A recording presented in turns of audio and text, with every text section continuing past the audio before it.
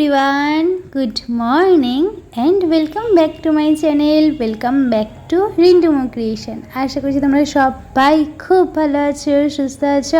আমিও ভীষণ ভালো আছি। আজ সকালটা শুরু করছি ঘর ঝাড় দেওয়া দেখিয়ে। একদমই ভালো লাগছে না এটা দেখাতে, কিন্তু কিছু করার নেই। তার আগে আমি ক্যামেরা অন করিনি, তার জন্য ওই ঘর ঝাড় দেওয়া থেকেই দেখানো শুরু করছি। তো তোমরা পুরো ভিডিওটি দেখো। আশা করছি আজকের ভিডিওটি তোমাদের ভীষণ ভালো লাগবে।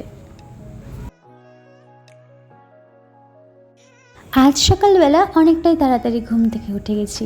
ওই তোমার ধরো ওই সকাল 7টা, 6:30, 7টা নাগাদ ঘুম থেকে উঠে গেছি। উঠে রান্নাঘরের বাকি কাজগুলো সেরে চলে এসেছি। তারপর বিছানাটাও গোছানো হয়ে গেছে। এখন ঘরটা ঝাড় দিয়ে মুছে কতগুলো জামা কাপড় আছে সেগুলোও কাচবো। আগের দিন তো তোমাকে বললামই আমার বর 24 ঘন্টার জন্য ডিউটি গেছে। মানে গতকাল 8টার সময় গেছে, আজকে সকাল 8টা বেজে গেছে, এখনও এসে পৌঁছায়নি। তাই ভাবলাম ঘরের কাজগুলো সেরেই ফেলি। আর দেখো এখানটা না, এই বারান্দাটা রোজ দিনই ঝাড় দিই, কিন্তু তারপর এত ধুলো ওড়ে বারান্দাটা থেকে, তার জন্য ওই টবগুলো সরিয়ে সরিয়ে একটু ঝাড় দিয়ে রাখি, যাতে টবের পিছনে ধুলোবালিগুলো না বসে পড়ে। তারপর জল পড়লে না ওখানটা পুরো কাদা কাদা হয়ে যায়। ওই জন্য ওই জায়গাটা ভালো করে ঝাড় দিয়ে পরিষ্কার করে রাখি। আর আমরা যতই ঘর বাড়ি পরিষ্কার রাখবো ততই ঘরে একটা পজিটিভ ভাইব আসবে। চলো ঘরটাও মুছে নিই। আর আমার এই স্পিন মপটা যে কী কাজের, তোমাদেরকে কী বলবো। যারা এখনও এই স্পিন মপ কেনোনি, মানে যারা নিজেরা ঘর মোছো মনে করো, অবশ্যই একটা আমার স্পিন মপ কিনে নিতে পারো। ভীষণ উপকারী গো। আগে আমার ঘর পুরো একদম জল জল হয়ে থাকতো, মানে আগের যেখানে ভাড়া বাড়িতে থাকতাম। এখন তো এই বাড়িতে আসার পর থেকে তো এটা কিনে নিয়েই এসেছিলাম, তার জন্য কোনো অসুবিধাই হয় না আমার। কিন্তু যদি আগের যে লাঠিগুলো ছিল সেই মপ দিয়ে যদি আমি মুছতাম, তাহলে আমার ঘরে আমি পিছল কেটে পড়তাম। কারণ ওই মপ যতই আমি নিগড়াতাম, জল কোনো দিনই যেত না। আর এটা তো একদমই স্পিন হয়ে যাচ্ছে বলে জলও চলে যাচ্ছে। তারপর কতগুলো জামা কাপড় ছিল, কাচলাম। বাথরুমটা আজকে একদম পরিষ্কার করলাম, করে মাথা টাথা ঘষে স্নান করে চলে এসেছি পুজো দিতে। আর তোমরা কিন্তু জানালে না আমি আমার শিব ঠাকুরটা কবে প্রতিষ্ঠা করব। আর এক দিদিভাই জানতে চেয়েছো আমি শিব ঠাকুরটা কোথা থেকে কিনেছি। তো দেখো আমি ওদিকে অমন করে তাকিয়ে হাসছিলাম। এই আমার বর এখন আসলো, এখন ঘড়িতে প্রায় 9:30 বেজে গেছে। আর আমি চিল্লাচ্ছি ওখানে, দেখো আমি এই ঘর ঠর গুছিয়ে এসেছি, আর ওই বারান্দার মধ্যে জামা কাপড়গুলো এসে মেলে রেখেছি, ওর জন্যই ক্যাচ করছিলাম যে এই মাত্র আমি ঘর গুছিয়ে গেলাম, তার উপরেই এসে নোংরা করে ফেললি। যাই হোক, চলো তুলসী গাছে জল দিয়ে চলে এসেছি এখন পুজোটা দিতে। পুজো দিয়ে তারপর তোমাদেরকে আমি বলছি আমি কোথা থেকে শিবলিঙ্গটা কিনেছি।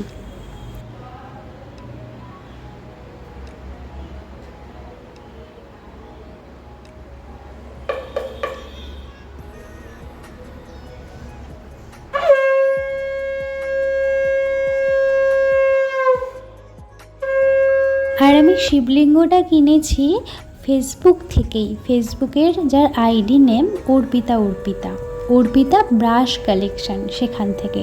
আর দেখো এখানে ধরো নেম প্লেট বানিয়ে নিয়ে এসছে, ও সে দুটোই দেখাচ্ছিল, এসেই দেখিয়েছে, কিন্তু তখন আমি দেখিনি, কাজ করছিলাম যেহেতু। এখন দেখলাম, তো দেখে তারপরে যাচ্ছি জামা কাপড়গুলো মেলতে ছাদে। আমার সাথে ও যাচ্ছে, আমি একা যাচ্ছি না, কারণ ছাদে একটু রোদ উঠেছে, আর রোদ উঠলে আমি ছাদে গেলে ওর ভয় লাগে, বলে আমি দিয়ে আসছি। আমি বললাম না আমি যাবো। তারপর বলছে তাহলে আমিও যাবো। তো নাইট ডিউটি করে এসেও কিন্তু রেস্ট নেয় না, মানে সারাক্ষণ ডিউটি করে আসার পরও আমার যদি কখনো কোনো হেল্প লাগে না, ও সেটা করতে একটা বারের জন্যও ভাবে না যে নাই সারা রাত সারাদিন ডিউটি করে এসেছি, রেস্ট নিই, বা আমি কোনো কথা বলতে পারবো না, সেরকম কোনো না। সব সময়ের জন্য চেষ্টা করে আমাকে ভালো রাখার। আর এটাই আমার কাছে অনেক। তার কারণ কি বলো তো, তোমাকে যে মূল্যায়ন করতে পারবে না, সেখানেই ভালোবাসাটা দেবে, এটা আমি বুঝেছি। তার কারণ কি বলো তো, ঘরে হোক বা বাইরে যে কোনো কাজে মূল্যায়ন দরকার, সেটা সংসার হোক বা কর্মক্ষেত্র। ধরো তুমি অফিসের কোনো কাজের জন্য বাইরে যাচ্ছ, তার জন্য তোমাকে আর্থিক মূল্য দেওয়া হলো না, তখন কি তুমি সেই কাজটা করতে ভালো লাগবে? কখনোই ভালো লাগবে না। আমরা কাজ করি কিন্তু আর্থিক মূল্যের জন্য। তো সেরকমই ধরো তুমি ঘরে সবাইকে খুশি করার চেষ্টা করছো, কিন্তু সেই চেষ্টাটুকুর তোমায় কেউ দাম দিল না, তখনই তুমি মনে রাখবে সেই চেষ্টাটা তোমার সম্পূর্ণ বৃথা, সেটা করে কোনো দিনই কোনো লাভ হবে না। তার কারণ কি জানো, সংসার এমন একটা জায়গা যেখানে অন্যদের জন্য যখন করবে না, তখন শুধু চাহিদা প্রত্যাশা শুধু বাড়বে, কখনো কমবে না। আর একটা জিনিস লক্ষ্য করবে, যখন তুমি কোনো কাজ সব কিছু ঠিকঠাক করতে থাকবে তখন সবাই এমন একটা ভাব দেখাবে যেন তুমি মানুষ নয়, হয় ঈশ্বর নয় কোনো যন্ত্র। কিন্তু সেই ঈশ্বরের মূল্যও কিন্তু তোমাকে দেওয়া হবে না। অকথ্য ভাষা বলতেও কেউ দুবার ভাববে না, সত্যি ভাববে না, বিশ্বাস করো। তাই নিজেকে অতটা বিলিয়ে দেবে না যেখানে সবাই মারিয়ে যাবে আর একটা শব্দও করবে না। এতে যদি ঝগড়া বা বেয়াদব আখ্যা পাও মেনে নেবে, বিশ্বাস করো অনেক ফ্রেশ মাইন্ডে থাকবে, এইসব মানসিক যন্ত্রণা থেকে দূরে থাকবে। বেশি করে কথা শোনার চাইতে আমার মনে হয় কম করে দেখবে বেশি সুনাম পাবে যদি মূল্যায়নটা দাঁড় করাতে পারো।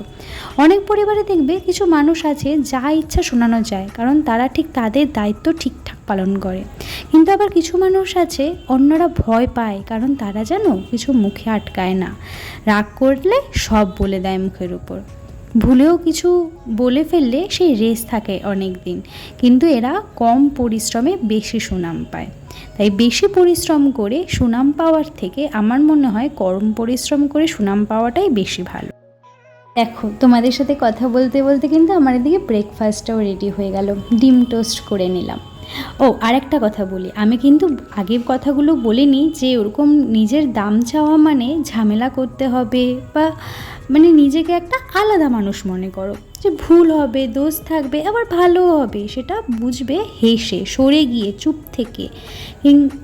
মানে কখনো ঝগড়া ঝামেলা করে সেই ব্যাপারটা বাড়াবে না, চুপ করে যাও। কেউ ওটা দরকারই নেই, মানে কেউ আমার দাম দিচ্ছে কি দাম দিচ্ছে না তার কোনো প্রয়োজনই মনে করি না আমি।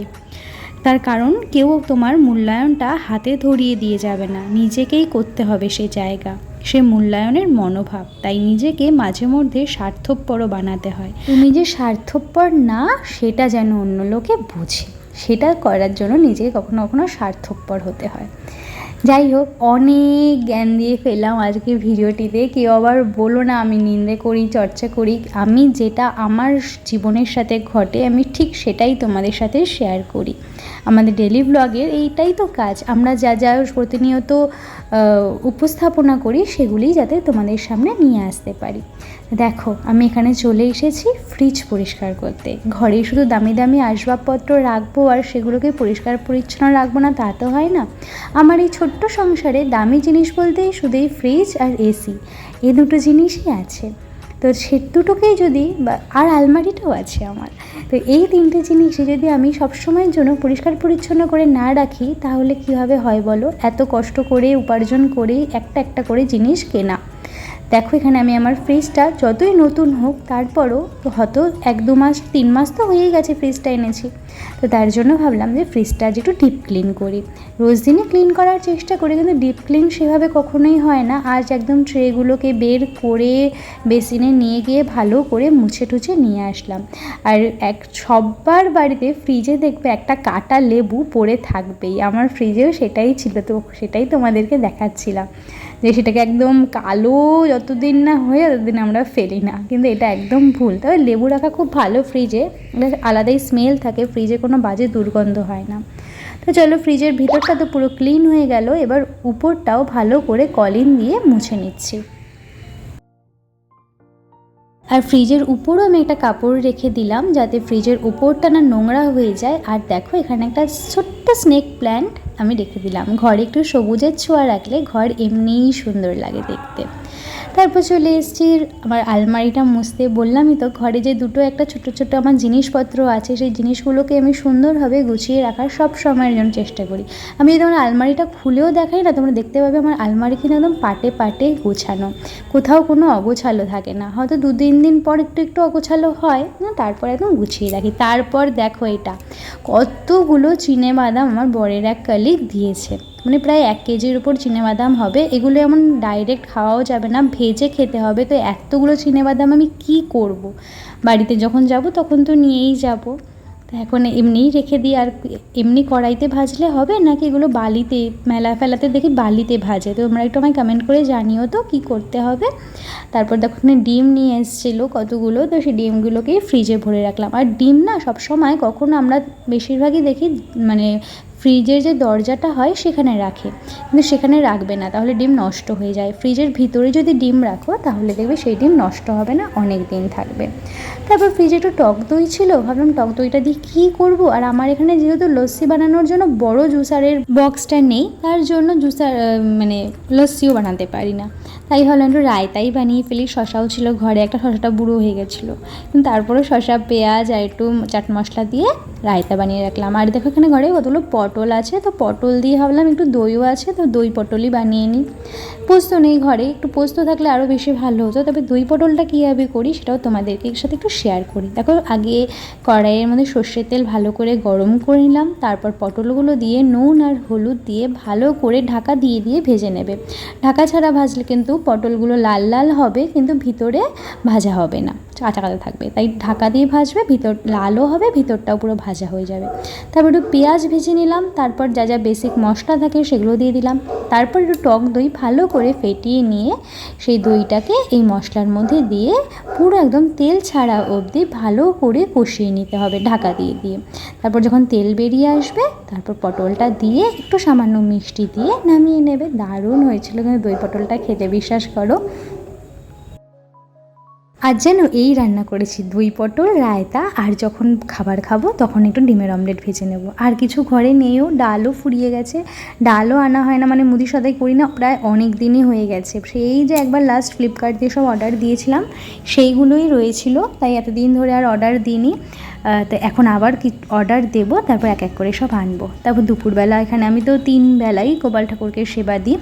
দুপুরবেলা একেবারে স্নান করে আবার চলে এসেছি, রান্নাবান্না সেরে দুপুরবেলা পুজো দিয়ে এখন প্রায় ঘড়িতে অনেকটাই বেলা হয়ে গেছে, তোমার ওই 5:30 মতো বাজে। তো ছাদে অনেকগুলো জামা কাপড় ছিল, সেই যে সকালে মেলে দিয়ে এসেছি, এখন সব জামা কাপড়গুলো নিয়ে এসে ভাঁজ করে রাখছি।